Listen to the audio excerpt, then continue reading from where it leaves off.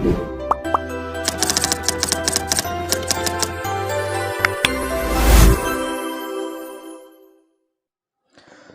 स्वागत है दोस्तों आप सभी का मेरे इस चैनल पर। तो दोस्तों आज शिक्षक भर्ती 2022 के संबंध में मैं वीडियो लेकर उपस्थित हुआ हूं। आज से हम अपने चैनल पर जो तैयारी है उसको प्रारंभ कर रहे हैं दोस्तों। तो आज का जो पहला क्लास है, पहला लेक्चर वो बाल विकास का है और बाल विकास का आज हम सामान्य परिचय देखेंगे, शिक्षा मनोविज्ञान का परिचय देखेंगे। तो चलिए दोस्तों बढ़ते हैं हमारे कंटेंट की ओर कि क्या कुछ आज हमको पढ़ना है। तो सबसे पहले दोस्तों देखते हैं कि हम मनोविज्ञान क्या है और मनोविज्ञान में क्या क्या होती हैं, कब इसका विकास हुआ है और कब से मनोविज्ञान का जो कंसेप्ट है वो आया हुआ है, प्रारंभ हुआ है। तो चलिए दोस्तों पहला लिखा हुआ है उसको देखते हैं। मनोविज्ञान की शाखा के रूप में शिक्षा मनोविज्ञान की उत्पत्ति सन 1900 ईस्वी में मानी जाती है। दोस्तों इसको ध्यान रखेंगे, इसकी जो उत्पत्ति है वो 1900 ईस्वी में मानी जाती है। ये जो उत्पत्ति बहुत इंपॉर्टेंट है, हो सकता है ये प्रश्न में आ जाए, तो इसको बहुत बारीकी से आप ध्यान रखिएगा। तो चलिए बढ़ते हैं आगे। अमेरिका के प्रसिद्ध मनोवैज्ञानिक थॉर्नडाइक, जूड, टर्मन, स्टेनेहॉल आदि के अनवरत प्रयासों के फलस्वरूप शिक्षा मनोविज्ञान ने सन 1920 में स्पष्ट और निश्चित स्वरूप धारण किया। दोस्तों 1900 में इसकी उत्पत्ति हुई। उसके बाद जब ये 1900 में इसका जो सिद्धांत वगैरह आया, जो वैज्ञानिक थे थॉर्नडाइक, जूड, टर्मन, स्टेनेहॉल, इन सभी के प्रयासों के फलस्वरूप 1920 में ये क्या हुआ, स्पष्ट और निश्चित रूप से इसका जो धारणा है वो प्रस्तुत हुआ। इसके पश्चात देखिए इनके इस कार्य को 1940 में अमेरिकन साइकोलॉजिकल एसोसिएशन और 1947 में अमेरिका की national society of college teacher of education ने आगे बढ़ाया। तो दोस्तों इसी का जो विकास का जो क्रम है, आगे 1920 के बाद 1940 में अमेरिकन साइकोलॉजिकल एसोसिएशन और 1947 में अमेरिका के national society of college teacher education ने इसको और भी ब्रॉड किया, आगे बढ़ाया। तो देखिए स्किनर के शब्दों में शिक्षा मनोविज्ञान की वह शाखा है जिसका संबंध पढ़ाने व सीखने से है।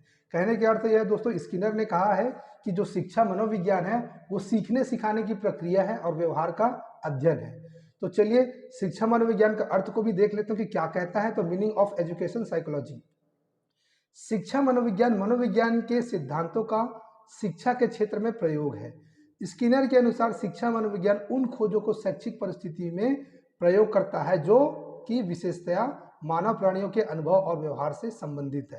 कहने का अर्थ यह है दोस्तों कि मनोविज्ञान क्या है, शिक्षा के क्षेत्र में प्रयोग की जाने वाली है। तो चलिए दोस्तों देखते हैं शिक्षा मनोविज्ञान का अर्थ क्या है। मीनिंग ऑफ एजुकेशन साइकोलॉजी, शिक्षा मनोविज्ञान के सिद्धांतों का शिक्षा के क्षेत्र में प्रयोग है।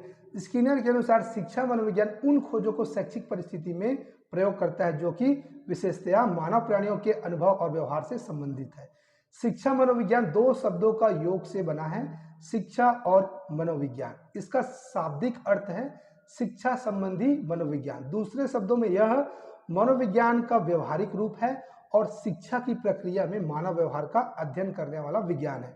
अतः स्किनर के शब्दों में कहा जा सकता है कि शिक्षा मनोविज्ञान अपना अर्थ शिक्षा से जो सामाजिक प्रक्रिया है और मनोविज्ञान से जो व्यवहार संबंधी विज्ञान है ग्रहण करता है। शिक्षा मनोविज्ञान का अर्थ विश्लेषण करने के लिए स्किनर ने अधोलिखित तथ्यों की ओर संकेत किया है। तो इसमें पहला शिक्षा मनोविज्ञान का अर्थ केंद्र मानव व्यवहार है। शिक्षा मनोविज्ञान खोज और निरीक्षण से प्राप्त किए गए तथ्यों का संग्रह है।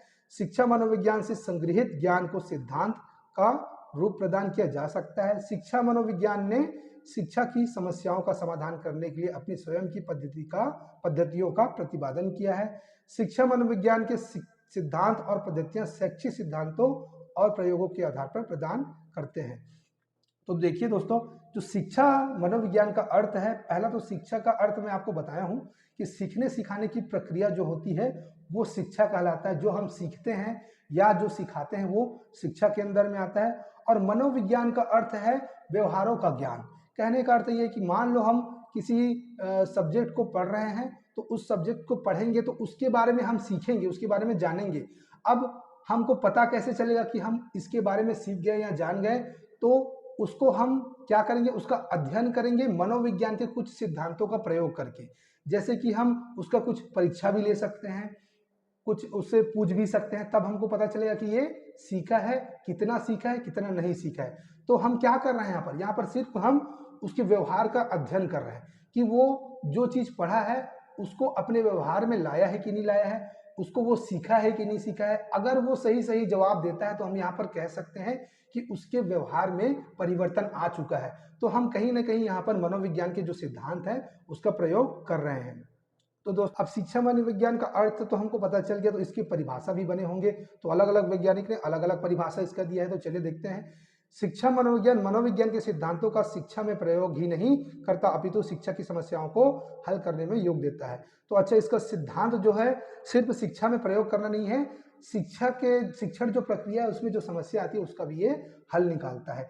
इसलिए शिक्षाविदों ने शिक्षा की समस्याओं को अध्ययन, विश्लेषण, विवेचन तथा समाधान के लिए इसकी परिभाषाएं दी है। तो देखिए, इसका परिभाषा भी दिया गया है। तो स्किनर के अनुसार शिक्षा मनोविज्ञान के अंतर्गत शिक्षा से संबंधित संपूर्ण व्यवहार और व्यक्तित्व आ जाता है। तो स्किनर कहते हैं कि जो शिक्षा मनोविज्ञान के अंदर में संपूर्ण व्यवहार और व्यक्तित्व आ जाता है। तो शिक्षण की प्रक्रिया जो होती है सीखना है। तो अगर कोई व्यक्ति सीखेगा तो जाहिर सी बात है, सीखने के बाद उसके कुछ व्यवहार, उसके व्यक्तित्व में क्या होगा, परिवर्तन होगा। तो यही स्किनर का कहना है। क्रो व क्रो के अनुसार शिक्षा मनोविज्ञान व्यक्ति के जन्म से वृद्धावस्था तक सीखने के अनुभवों का वर्णन और व्याख्या करता है। तो सीखने की प्रक्रिया होती क्या है, हम बचपन से लेकर वृद्धावस्था तक हम सीखते हैं। जब हम सीखते हैं तो हमारे व्यवहार में जो परिवर्तन आता है उसको जानना ही मनोविज्ञान कहलाता है। तो ये जो प्रक्रिया है वो निरंतर चलते रहता है। तो क्रो के अनुसार वही है कि जो वृद्धावस्था तक सीखने का जो अनुभव है उसी का वर्णन और व्याख्या है मनोविज्ञान।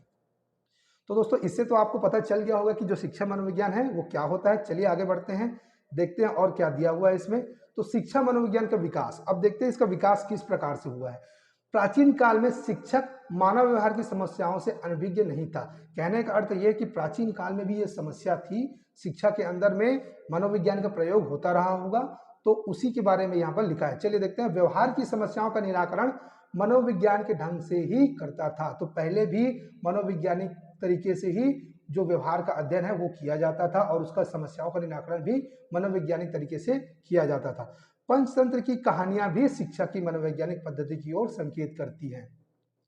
शिक्षा मनोविज्ञान का विकास अन्य सामाजिक विज्ञानों की अपेक्षाकृत अधिक नया है। कहने का अर्थ है जो शिक्षा मनोविज्ञान की जो कंसेप्ट है वो थोड़ा सा नया है और अन्य जो सामाजिक विज्ञानों की अपेक्षाकृत, परंतु इसके अध्ययन क्षेत्र में आने वाली समस्याएं आदिकाल से है। मतलब जो शिक्षण की प्रक्रिया है उसमें जो समस्याएं आती है और उसको मनोवैज्ञानिक तरीके से हम हल करते हैं, वो आदिकाल से चला आ रहा है, वो समस्या पहले से ही है।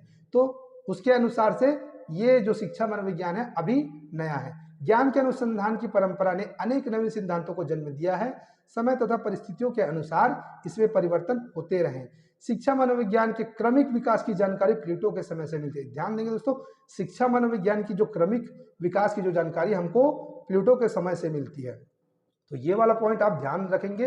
प्लेटो के शिष्य अरस्तु ने ज्ञानेंद्रियों की सत्ता पर विश्वास किया। ये भी एक इंपॉर्टेंट हमारा टॉपिक है, ये प्रश्न बन सकता है यहाँ से। प्लेटो के शिष्य अरस्तु ने ज्ञानेंद्रियों की सत्ता पर विश्वास किया। एक तो आप याद रखेंगे यहाँ पर शिक्षा मनोविज्ञान के क्रमिक विकास की जानकारी प्लेटो के समय से मिलती है और प्लेटो के जो शिष्य अरस्तु ने ज्ञानेंद्रियों की सत्ता पर विश्वास किया। तो ये दो चीज आप बहुत ध्यान रखेंगे यहाँ पर, इससे प्रश्न बनने की संभावना है। तो मनोविज्ञान की प्रकृति क्या होती है? Nature of education psychology.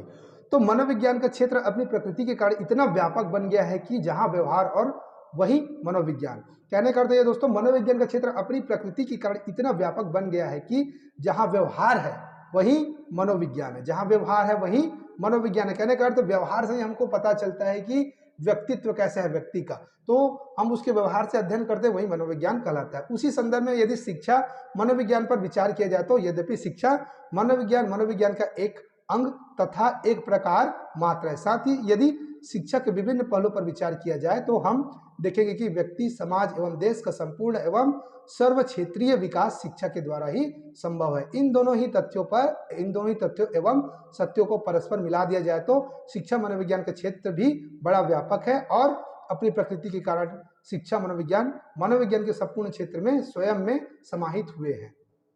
तो दोस्तों, इसमें शिक्षा जो मनोविज्ञान की जो प्रकृति है वो सिंपल है कि शिक्षा मनोविज्ञान में व्यक्तित्व या व्यक्ति के व्यवहार का अध्ययन किया जाता है। इसके माध्यम से ही हम शिक्षा में इसके सिद्धांतों का प्रयोग करके शिक्षण प्रक्रिया है उसको बेहतर बना पाते हैं।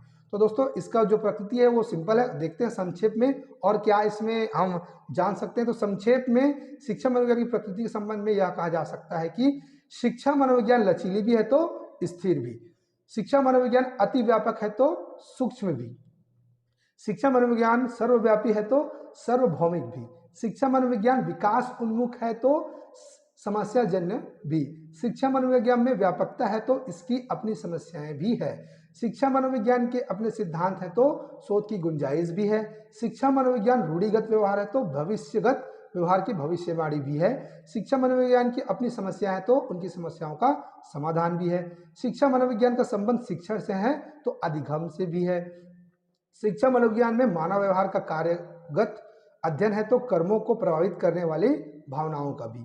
तो दोस्तों कहने का अर्थ यह है कि ये जो शिक्षा मनोविज्ञान की प्रकृति है वो बहुत व्यापक है, बहुत फैला हुआ है और इसमें बहुत सारे जो चुनौतियां हैं वो आती हैं, लेकिन ये जटिल है तो सरल भी है। इसमें बहुत सारे ऐसे चीज हैं जिसको आसानी से किया जा सकता है और जो शिक्षण की प्रक्रियाएं हैं उसमें जो समस्या आती है उसको समाधान किया जा सकता है।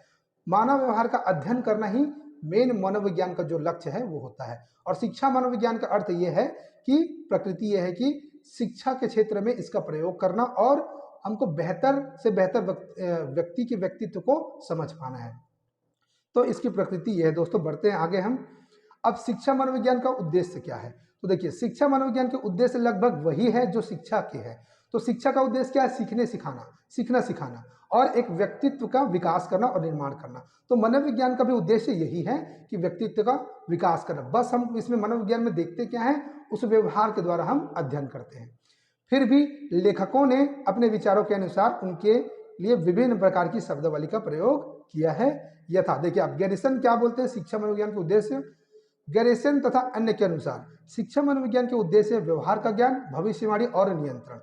कहने का अर्थ यही हम पढ़ते ही आ रहे हैं, व्यवहार का ज्ञान। अगर हमको उसके व्यवहार का ज्ञान रहेगा तभी हम उसकी भविष्यवाणी कर सकते हैं और उसका नियंत्रण के बारे में बता सकते हैं कि यह क्या कर पाएगा और क्या कर सकता है भविष्य में। अब देखिए कुप्पुस्वामी के अनुसार शिक्षा मनोविज्ञान का उद्देश्य मनोविज्ञान के सिद्धांतों को उत्तम शिक्षण और उत्तम अधिगम सीखने के हितों में प्रयोग करना है। शिक्षा जो मनोविज्ञान है उसका जो प्रयोग है वो उत्तम शिक्षण और उत्तम अधिगम, अधिगम मतलब होता है सीखना, उसी के सिद्धांत उसी के हितों के लिए प्रयोग करना है। कहने का अर्थ यही है कि हमको सीखने सिखाने की प्रक्रिया में ही मनोविज्ञान का प्रयोग करना है और हमको बेहतर शिक्षण की जो क्वालिटी एजुकेशन जिसको बोलते हैं वो उपलब्ध कराना है। तो दोस्तों इसका उद्देश्य सीधा है, मनोविज्ञान और शिक्षा का दोनों का उद्देश्य लगभग एक ही है। तो चलिए बढ़ते हैं आगे। शिक्षा और मनोविज्ञान का संबंध। तो दोस्तों इसको तो ज़्यादा बताने की जरूरत नहीं है, दोनों का संबंध बहुत जरूरी है। दोनों का शिक्षा प्लस मनोविज्ञान का जो संबंध है वो बहुत इंपॉर्टेंट है। Relation between education and psychology. शिक्षा और मनोविज्ञान का संबंध निम्न प्रकार है। शिक्षा का उद्देश्य व्यक्ति की योग्यताओं को विकसित करना और मनोविज्ञान का उद्देश्य व्यक्ति के व्यवहार का अध्ययन करना। शिक्षा का अर्थ होता है दोस्तों कि व्यक्ति को सिखाना, उसके व्यवहार उसका जो योग्यता है उसमें विकसित करना। आज हम पढ़ते आए हैं पहली कक्षा से लेकर अब तक जो हमने अध्ययन किया है तो हमारा क्रमिक विकास होते आया है, वैसी शिक्षा का उद्देश्य है व्यक्ति का योग्यताओं का विकास करना। और मनोविज्ञान क्या कहता है, जो व्यक्ति सीखता है तो हमको पता कैसे चलेगा, उसके व्यवहार से पता चलेगा कि वो क्या सीखा है। तो व्यवहार का अध्ययन क्या कहलाता है, मनोविज्ञान। तो ये जो संबंध है शिक्षा और मनोविज्ञान का, ये दोनों का एक जैसा बराबर है। मनोविज्ञान मानव व्यवहार का अध्ययन करता है और शिक्षा मानव व्यवहार को परामर्शित करती है। शिक्षा बाह्य विकास करती है तो मनोविज्ञान आंतरिक विकास पर बल दिया जाता है। शिक्षा में बालक तथा अध्यापक मुख्य होते हैं। मनोविज्ञान अध्यापक को बालक के रूप में सामग्री के रूप में प्रस्तुत करता है। मतलब जो अध्यापक है बालक को अध्ययन करता है, बालक के व्यवहारों का अध्ययन करता है, तब निर्णय लेता है कि ये सीख पाया है कि नहीं सीख पाया है। तभी हम ये यहाँ पर कहेंगे कि शिक्षा में मनोविज्ञान का प्रयोग है। पांचवा पॉइंट देखिए, शिक्षा और मनोविज्ञान ज्ञान और क्रिया का जोड़ है। प्रसिद्ध शिक्षाविदों के अनुसार शिक्षा का मनोवैज्ञानिक आधार होना आवश्यक है। जैसे फ्रॉबेल के अनुसार अवस्था विशेष के अनुभवों के आधार पर हमें किसी को बालक, युवा या वृद्ध कहना चाहिए। कहने का अर्थ है अवस्था विशेष के अनुभवों के आधार पर हमें किसी को बालक युवा या वृद्ध कहें। अब ये तो सिंपल सी बात है कि अवस्था के अनुसार से ही हम किसी को बालक कहेंगे, युवा कहेंगे और वृद्ध कहेंगे। लेकिन इसमें एक नया पॉइंट जुड़ा, वो अनुभव। अब जैसे जैसे उम्र बढ़ते जाती है उस हिसाब से हमको अनुभव मिलते जाता है, उसी अनुभव को हम अध्ययन करके कहेंगे कि कोई बालक है, युवा है और वृद्ध है। हम हमारे अंदर में, जो व्यक्ति के अंदर में समझ पैदा होते जाती है, हम समझदार बनते जाते हैं। तो ये जो अध्ययन करने का तरीका है कि कौन समझदार है, कौन ना समझ है, ये किसके अंदर, किसके थ्रू आता है, तो ये मानव व्यवहार के थ्रू आता है। और ये मानव व्यवहार किससे जाना जाता है, तो मनोविज्ञान के थ्रू जाना जाता है। अब यहीं पर देखिए, मॉन्टेसरी के अनुसार अध्यापक जितना अधिक प्रयोगात्मक मनोविज्ञान का ज्ञान रखता है, उतना अधिक वह जानता है कि शिक्षण कार्य कैसे किया जाए। अब ये तो जाहिर सी बात है, अगर अध्यापक को जितना ज़्यादा मनोविज्ञान का ज्ञान रहेगा, वो उतना ज़्यादा अपने जो विद्यार्थी है उसके योग्यताओं का विकास कर सकता है, उसकी कमियों को जानकर उस कमी को पूर्ण कर सकता है और शिक्षा प्रक्रिया को सुगम और बहुत अच्छे तरीके से जारी रख सकता है और उस बच्चे की विकास अच्छे तरीके से कर सकता है। पेस्थोलॉजी के अनुसार अध्यापक को बालक के मस्तिष्क का अच्छा ज्ञान प्राप्त करना चाहिए। कहने का अर्थ है दोस्तों कि बालक का जो मन में जो चल रहा है उसको जानना अध्यापक के लिए बहुत आवश्यक होता है। उसके मन में क्या चल रहा है, वो कैसे सीखना चाहता है, किस प्रकार से उसको पढ़ना पसंद है, ऐसे अगर अध्यापक जान लेगा तभी तो वो उसको अच्छे से शिक्षण प्रक्रिया में शामिल कर पाएगा और उसको अच्छे से सिखा सकता है और उसका विकास कर सकता है। तो ये बहुत इंपॉर्टेंट चीज़ है कि अध्यापक को बच्चे का मस्तिष्क का अच्छा ज्ञान होना जरूरी है। और ज्ञान कब होगा, जब अध्यापक को मनोविज्ञान की पूरी जानकारी होगी, अच्छे से उसको वो अध्ययन करने की जो तरीका है, जो सिद्धांत, वो पता होगा। तो चलिए दोस्तों, अभी जो हम पढ़े हैं इससे क्या क्या प्रश्न बन सकते हैं उसको जानने का प्रयास करते हैं।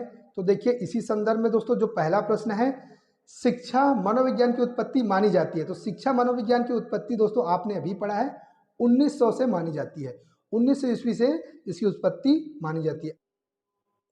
शिक्षा मनोविज्ञान के जनक माने जाते हैं, तो दोस्तों शिक्षा मनोविज्ञान के जो जनक माने जाते हैं वो थार्नडाइक हैं, इनको शिक्षा मनोविज्ञान के जनक माने जाते हैं। अब यहाँ पर लिखा हुआ है, शिक्षा मनोविज्ञान व्यक्ति के जन्म से वृद्ध अवस्था तक के अधिगम अनुभव को अभिव्यक्त करता है। किसका कथन है, तो अभी जस्ट पढ़े दोस्तों, ये कथन क्रो एवं क्रो का है। बढ़ते हैं अगले प्रश्न की ओर। तो देखिए, मनोविज्ञान वह विज्ञान है जो प्राणी शुरू से पढ़ रहा हूं। मनोविज्ञान वह विज्ञान है जो प्राणी तथा वातावरण के मध्य पारस्परिक संबंधों का अध्ययन करता है। तो ये किसने कहा है, किसका कथन है, तो ये वारेन का कथन है दोस्तों। ध्यान देंगे अगला प्रश्न, साइकोलॉजी शब्द की उत्पत्ति किस भाषा में हुई है।